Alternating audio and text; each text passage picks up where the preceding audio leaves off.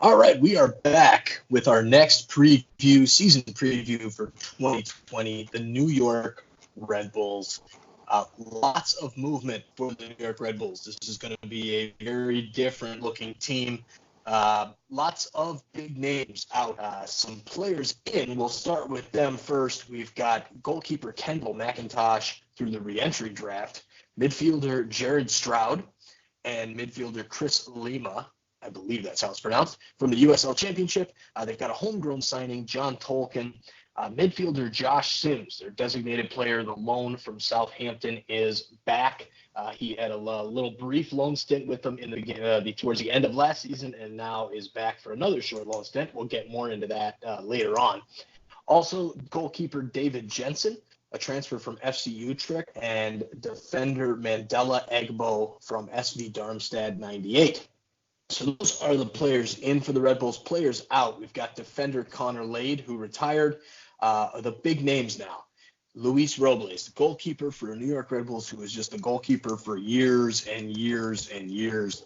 Really a stalwart at the back for the Red Bulls. He has moved on. His option was declined. Bradley Wright Phillips, yes, BWP, is also moving on out of contract. Vincent Bezecourt, Marcus Epps, Derek Etienne Jr., Jan-Christophe Kofi all had their options declined, as well as goalkeeper Evan Laurel. Defenders, Michael Murillo was transferred to Anderlecht, and Kamar Lawrence was also just transferred. So a lot of big names are now gone from the Red Bulls. Nick, what do we think we're going to see out of the Red Bulls? I think with all these big names, the stalwarts of those teams are now gone. Yeah, I was really shocked to see Etienne Jr.'s option get declined. I'm trying to kind of see if he got picked up anywhere else, which I fully anticipate he will be by the start of the season, or at the very least at the summer transfer window. I imagine if there's a team who's got a guy that goes down with injury, or if they're just looking to kind of bolster some depth or something, that he'll get picked up. I mean, he played pretty well for the Red Bulls over the last few seasons. He's a Haitian international, so he's got international CONCACAF experience. I just think he's someone who has the requisite skill set and MLS resume where he shouldn't be out of work for too long. I don't know if he has talent enough, or if his agent is pushing him to leagues overseas. But he's someone who's got a good soccer pedigree, a good MLS resume, and I imagine that he won't be unemployed for too long. So that was kind of the one thing that really jumped out to me regarding the players out. Obviously, Kamar Lawrence is a huge loss for the Red Bulls. There have been articles recently about saying, well, where does he fit in MLS history as far as defenders go, I think he was a left back, as far as left backs go. He's one of the all-time greats. He's played for these extremely well-performing Red Bulls teams. That's the kind of impact player that the Red Bulls just lost. People are talking about him as an all-time MLS great. He is off to RSC Anderlecht in the Belgian league, so good for him. It wouldn't surprise me if he can have a really solid career in Belgium, or maybe play for 2 or 3 years, get a little better, and then make the jump to an even bigger league. I think that's the kind of talent we've seen with Kamar Lawrence, as well as the kind of just sheer determination that he's been able to put into crafting his game. So those are kind of the two things that really stood out to me. We said it with our Colorado preview. The ins far outweigh the outs, and Colorado is poised to have a really good season. Whereas you look at the Red Bulls, the players they lost, I don't know if they've been able to replace guys such as Lawrence, BWP, Bezecourt, Etienne Jr., even though he was more of a depth piece. I don't know if the Red Bulls have been able to bolster their roster enough to really compete in the Eastern Conference again, Mike. Yeah, and we'll discuss that, further here in the next portions of our preview. One note that I do want to speak on, though, as far as Derek Etienne Jr., remember last year he was loaned out to FC Cincinnati for the end of the season there with Cincinnati. So, it was clear at that point he wasn't part of the future for the Red Bulls. But as you say, he probably should get picked up. It might even be through Cincinnati. Maybe another club in MLS will give him a look. As far as the designated players go, I think this is this is kind of the spot that really needs some attention for the Red Bulls. They've got, of course, Kaku is their probably their biggest name DP. Only had 5 goals and 6 assists last year. That's a big drop from his first season where he had 14 assists. Not a good season last season for Kaku. I know he had a couple injuries, nothing big long term, but a couple injuries. He had that incident in Sporting Kansas City where he kicked the ball into the stands. So it's kind of a rough year for him overall. They need him to bounce back. The second designated player, Josh Sims. As I mentioned earlier, it was a 6-month loan last season from Southampton. Came over, played the end of the season with the Red Bulls, then moved. Technically went back. The loan was over, went back to Southampton. Now he's back again on another 6-month loan that expires on June 30th of this year. He's considered a young designated player. Looks like he has some good talent. Didn't really do much towards the end of last season for him. He did score in the playoff game, or had a couple assists in that playoff game against Philadelphia. He's shown flashes, but my biggest question on this is this really the right approach? You're talking about a designated player on your team, and I know the Red Bulls do things differently. That there's no question about that. Is this the right approach? You have one of your best players on your club that comes in for 6 months, then goes back, then comes in for another 6 months. Are we going to buy him? They're really non-committal, and I think that is very concerning. Then, of course, there's the third spot that's open. Really not a lot of rumors out there. There's a couple things floating around, but nothing crazy. Are they going to sign anybody as far as that goes? So, Nick, what are your thoughts on at least on Josh Sims and possibly that third overall spot? I mean, I don't have too much more to add as far as that, but as far as that third overall spot goes, they need a striker, because looking at their roster and looking at what happened to that team when Bradley Wright Phillips was out of their starting lineup, where are the goals going to come from? Like they need to add offense, and it's crazy to think that in today's age of soccer reporting and tabloid coverage and all this ridiculous rumor mills that are out there, like there's been really nothing about the Red Bulls signing anybody. Just to kind of put some perspective, the Red Bulls last year had 53 goals for. That was the third worst amongst Eastern Conference playoff teams. And actually, the Chicago Fire had more goals scored, and they didn't make the playoffs in the Eastern Conference. So 53 goals is not a lot. And if you want to look at your Western Conference teams, obviously you had LAFC with 85 goals for. That was just an insane season for them. But you had the Galaxy with 58.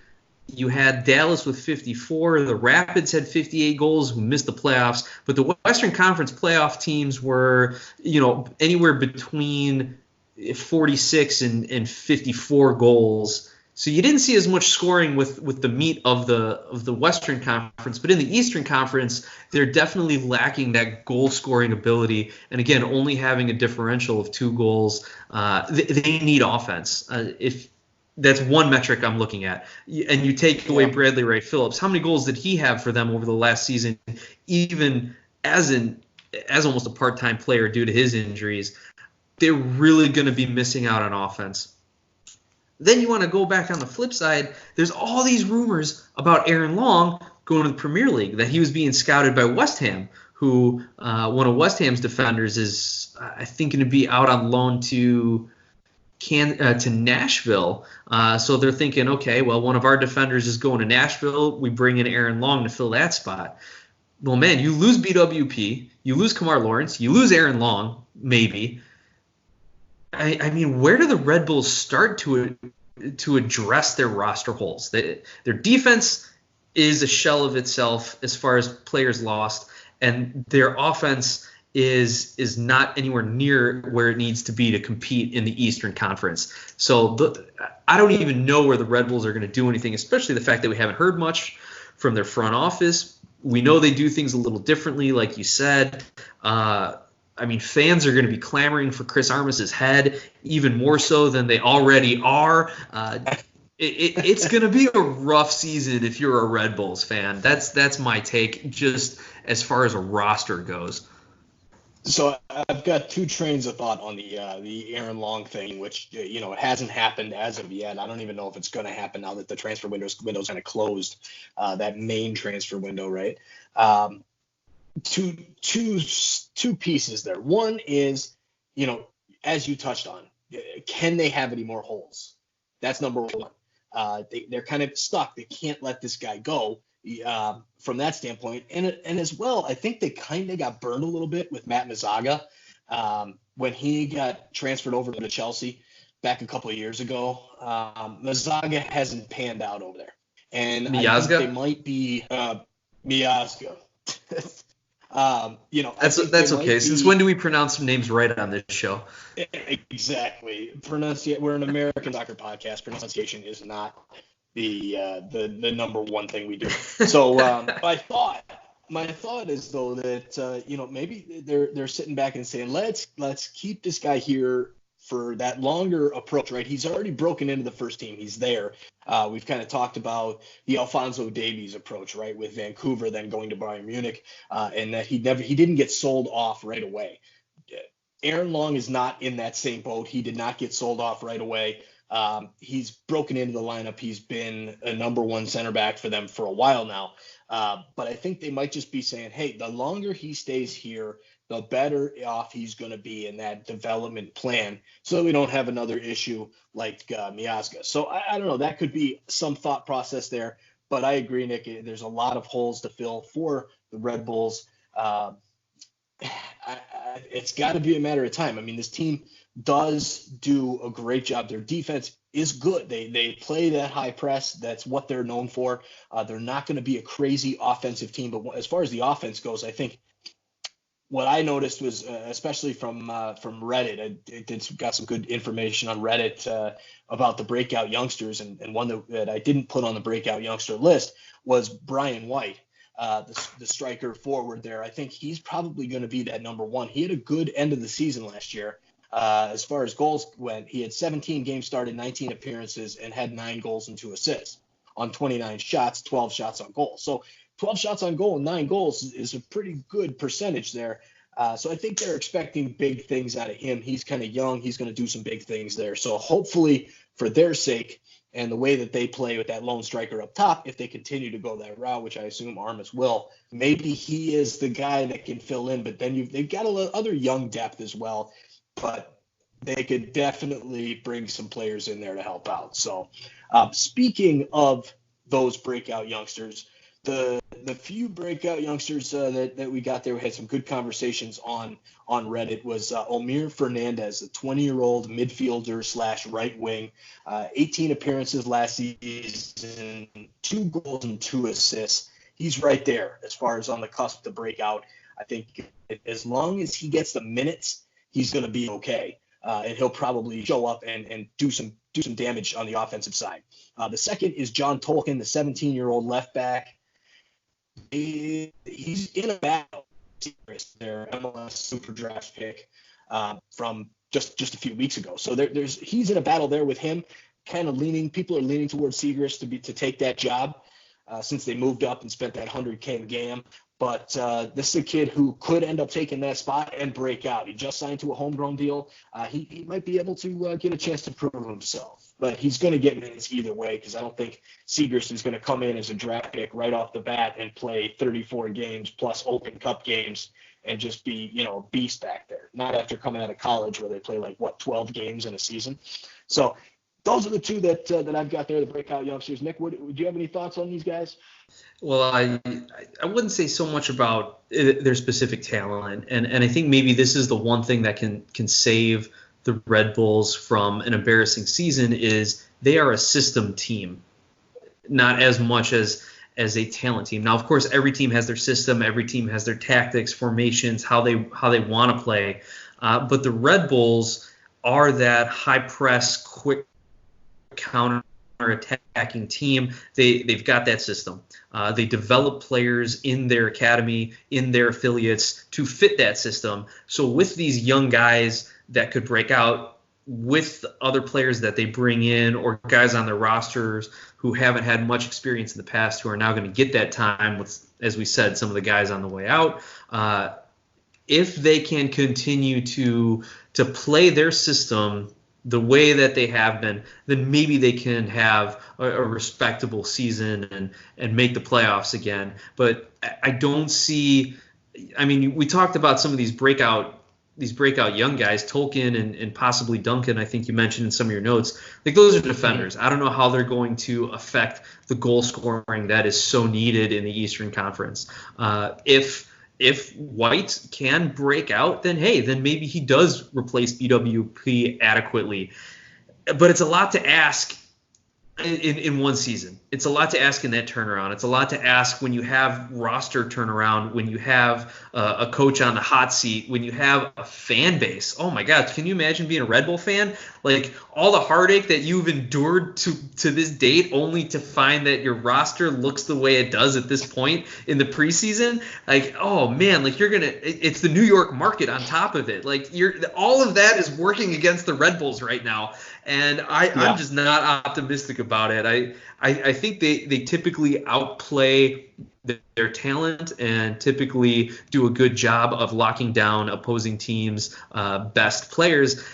But I just don't know if they're going to be able to do that again this season. So that's kind of my overarching take on the status of the Red Bull roster and kind of looking for what they're going to do as we approach the opening of the season. So again, as far as the youngsters, they are what they are. As far as the guys on the roster, they are what they are. We know what we're going to get. I would disagree with you that Aaron Long needs some more development time. I mean, the guy's fighting for a starting spot on the national team right now.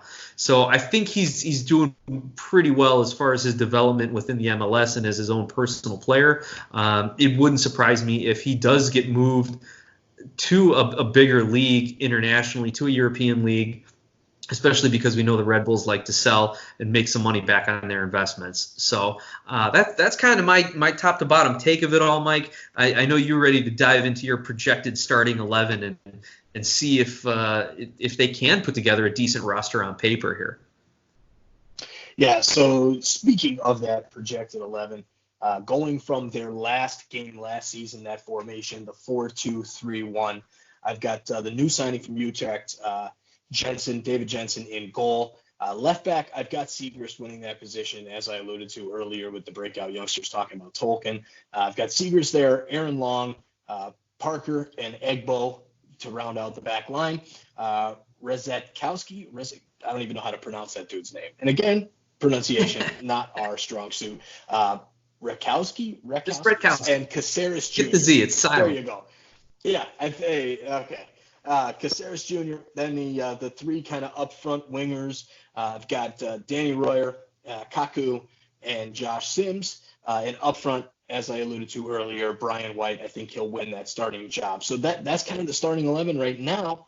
I think that's a decent starting 11. I'm not going to say it's great. I'm not going to say it's a good even. I think it's an okay starting 11.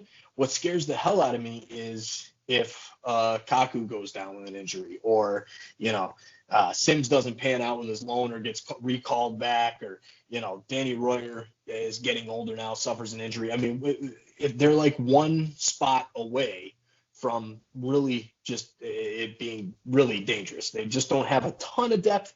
They have a lot of young guys in the system to kind of fill in. They got Alex Mule, who I didn't add into the list here. I think he's good, a good player as far as depth goes. But other than that, there's not a ton of depth. So that's kind of my thoughts on the starting 11. Nick, what thoughts do you have with that starting 11? Do you agree, disagree, and who would be your most important player for the Red Bulls?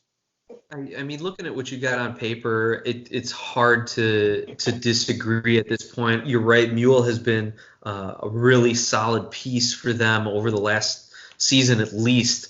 So he could easily break into that starting lineup at some point there. But it looks like they're just going to need anyone who's on the field to step up and play that much better than they did last year to kind of make up for some of the roster holes. As far as the most important player, it's got to be Kaku. He needs to get back to his form from 2018. If he doesn't, it wouldn't surprise me if the Red Bulls miss the playoffs and kind of tank for the year. He has to be the creative mastermind. He has to coordinate the lines where they're Excuse me, I kind of stumbled over that myself. He's the captain, and he's got to be the coach on the field too. And if he's not the captain, then he's got to be the coach on the field. Maybe Aaron Long ends up wearing the captain's armband. But he's got to score goals. He's got to create chances. He's got to press. Like, if he gets lazy on defense, which I think has happened a couple times in the past, then the whole high press breaks down. You've got to have everyone pressing and putting pressure on the ball and the men off the ball who are trying to check to for a pass. If he's not pressing, then that leaves the Red Bulls exposed. So he's got to play better defense. He's got to play the press better, and then he's got to be able to flip it and get back into offense. You note that the Red Bulls haven't done much with any offseason signings, and we talked about that earlier. So without those extra signings coming in to bolster a younger roster, he's got to play well. Kaku's got to be their best player. You're right, shaking your head. Like, do you agree with me on that, or what? I do.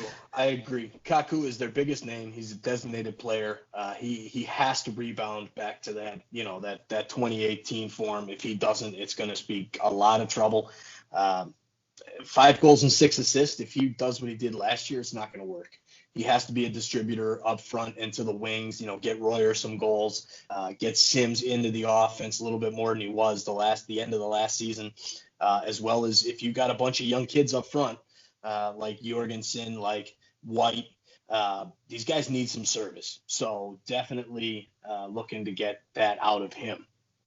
Now, looking at the predictions, Nick, what do you think as far as predictions for this team? I think a ceiling for this team is where everything goes right. They pick up probably a third DP in the summertime, and they find their way into the playoffs, maybe a 6. Floor, I think the East almost at the bottom, but I'm sure there will be somebody worse than Bulls. That's if everything just kind of falls apart for them. So that's the ceiling and the floor that I have for the Red Bulls. So, yeah, it looks like your best case scenario is where they ended up last year as the 6th seed in the Eastern Conference, having that away game, having to travel and try and make something happen on the road.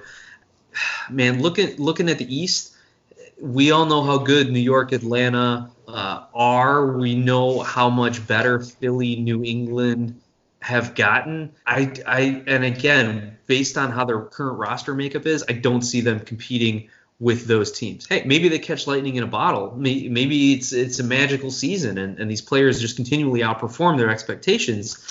That being said, yeah, I think a 5 or 6 seed is probably very optimistic on the high end of things. And the floor, again, if everything just bottoms out, if Armas gets let go mid-season, Aaron Long gets sold, Kaku gets hurt, and everything just falls out, yeah, you're looking at bottom 2 or 3 in the East. That's kind of my take on it. All right, well, the first game for the Red Bulls is on March 1st, hosting FC Cincinnati. So, Cincinnati's done some things this year, this offseason. They picked up a few guys, but that's a team that was the worst team in the league last season, and they're coming to New Jersey to play at Red Bull Arena. A good chance for the Red Bulls to get off on the right foot. Agreed. Cincinnati's got nowhere to go but up, and the Red Bulls have to show that they can stay up. So, excellent test to start the season for the Red Bulls there. With that, we are going to transition into the next segment